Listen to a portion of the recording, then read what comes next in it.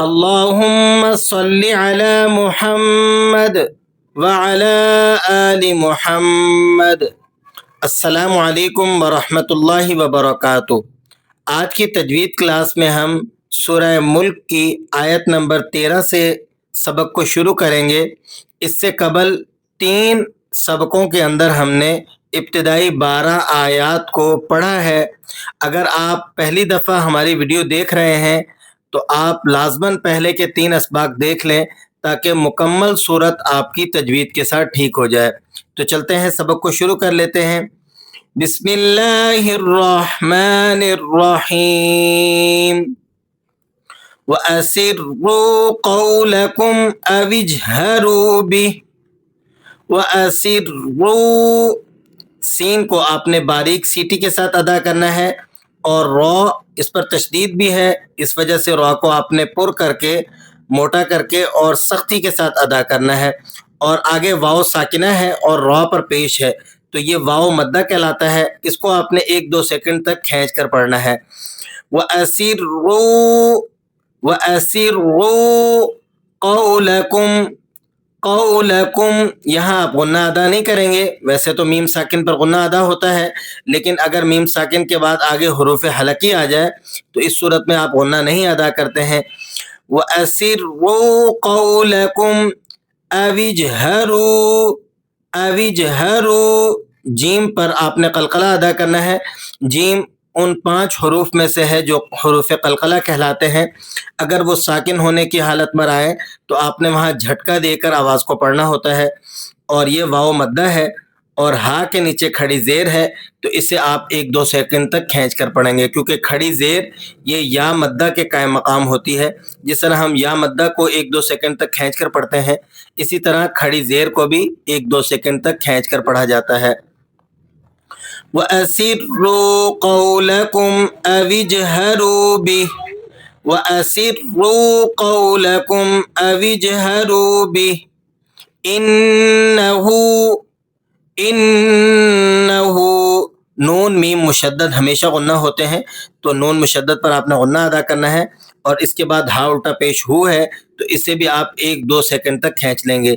انہو علیم بذات الصدور، میم پر 2 پیش کی تنوین ہے، اور اس کے بعد لفظ با آ گیا، تو میم کے بعد اگر لفظ با آ جائے تو وہاں آپ نے اقلاب کرنا ہوتا ہے، یعنی آپ غنے کی آواز کو چینج کر کے یہاں پر میم کی آواز نکالیں گے۔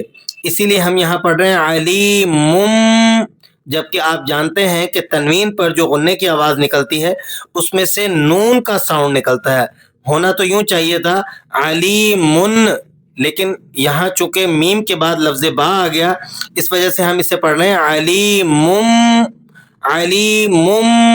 بذات الصدور، انہ علیم بذات الصدور، الا یعلم من خلق، الا حمزہ زبر ا، لام الف زبر لا، الا آپ نے اس کو نرمی سے پڑھنا ہے۔ الا یعلم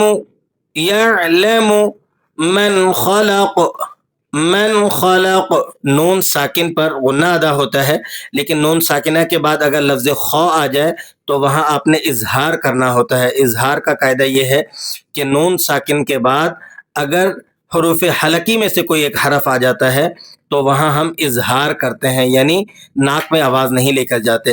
یہی وجہ ہے کہ یہاں پر لفظ خو آ گیا ہے جو حروف حلقی کا ہے، تو ہم یہاں اظہار کر رہے ہیں۔ من، اس طرح نہیں پڑھ رہے بلکہ پڑھ رہے ہیں من خلق، وَهُوَ اللَّطِيفُ الْخَبِيرُ، وَهُوَ اللَّطِيفُ الْخَبِيرُ، هُوَ الَّذِي جَعَلَ لَكُمُ الْأَرْضَ، هُوَ الَّذِي، ذالیہ زیر دی ہے، یا مدہ ہے، 1-2 سیکنڈ تک کھینچ لیں گے۔ جَعَلَ لَكُمُ الْأَرْضَ، جَعَلَ، جیم زبر جا، عین زبر ع، لام زبر لا، جَعَلَ، تینوں کو آپ نے بغیر کھینچے پڑھنا ہے۔ جَعَلَ اس طرح سے کر کے نہیں پڑھیں گے۔ هُوَ الَّذِي جَعَلَ لَكُمُ الْأَرْضَ، لَكُمُ الْأَرْضَ ذَلُولًا، ذلولا، لام دو زبر لن ہے، تو جب ہم یہاں وقف کریں گے تو اسے کھینچ کر پڑھیں گے 1-2 سیکنڈ تک، ذلولا۔ اگر آگے ملا کر پڑھا جائے گا تو اس صورت میں پھر دوسری طریقے سے ادائیگی ہوگی، وہ کس طرح سے ہوگی وہ بھی ہم آپ کو بتا دیتے ہیں۔ هو الذی جعل لکم الارض ذلولا ذلولا فامشوا فی مناکبها ذلولا فامشوا۔ اس صورت میں یہاں پر آپ نے غنہ ادا کرنا ہے اور آگے فا کو میم سے ملائیں گے بغیر غنے کے، فمشو، اور واؤ کو آپ نے 1-2 سیکنڈ کھینچ کر پڑھنا ہے کیونکہ واؤ مدہ ہے، فا کے بعد یا ہے، یا مدہ ہے یہ، تو اسے بھی ہم 1-2 سیکنڈ تک کھینچ لیں گے۔ ذلولا فامشوا فی مناکبها وکلوا من رزقه وَكُلُوا مِن رِزْقِهِ، مِن رِزْقِهِ، را باریک ہوگا لیکن اس کے ساتھ آپ نے سختی سے ذرا اس کو پڑھنا ہے کیونکہ را مشدد بھی ہے، تو مشدد ہے سختی سے پڑھا جائے گا، اور را کے نیچے زیر ہے اس لیے آپ نے اس کو باریک کر کے پڑھنا ہے۔ فِي مَنَاكِبِهَا وَكُلُوا مِن رِزْقِهِ وَإِلَيْهِ النُّشُورُ وَإِلَيْهِ النُّشُورُ۔ أَأَمِنتُم مَّن فِي السَّمَاءِ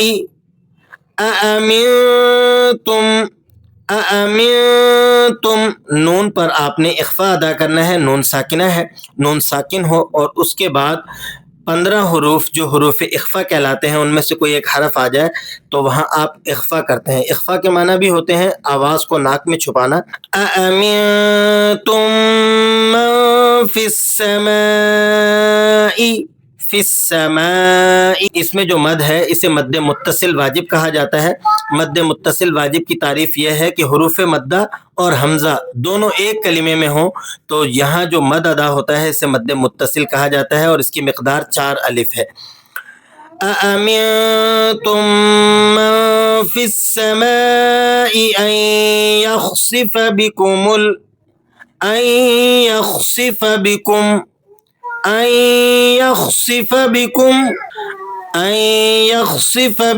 الأرض